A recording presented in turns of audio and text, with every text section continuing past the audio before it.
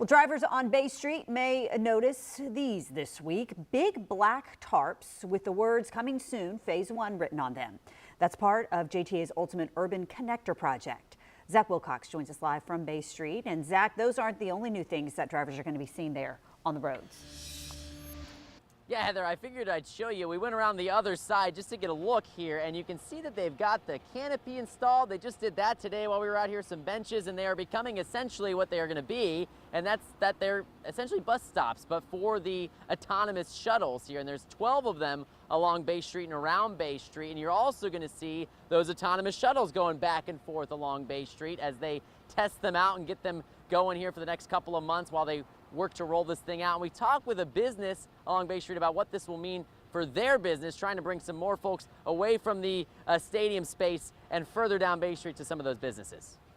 Yeah, parking is a really big deterrent that we have to deal with. Our customers definitely deal with it a lot, and I think people don't want to walk super far. Ocean Street Tacos bartender Bailey Heyer says she hears from her customers all the time two things: they couldn't find parking, or if they did, they didn't like having to pay for it. She's hoping the autonomous vehicle loop on Bay Street will help bring folks her way, particularly after events at places like Everbank Stadium, Daly's Place, and ViStar Arena. Like a good amenity to have for downtown. It'll bring us more business. Just around the corner from Ocean Street Tacos stands a black cage. It's one of 12 lining Bay Street, Gator Bowl Boulevard, and A. Philip Randolph that will eventually become stops for the autonomous shuttles. While crews install those, JTA is sending the shuttles out on test drives along Bay Street. The 3-mile Bay Street portion will open in just a few months, with JTA's plan to eventually connect it to the Skyway and expand it up to Springfield, out to Brooklyn, and down to San Marco. The shuttles will be based out of the Autonomous Innovation Center in La Villa, which is still under construction. JTA says the Bay Street portion costs more than $60 million,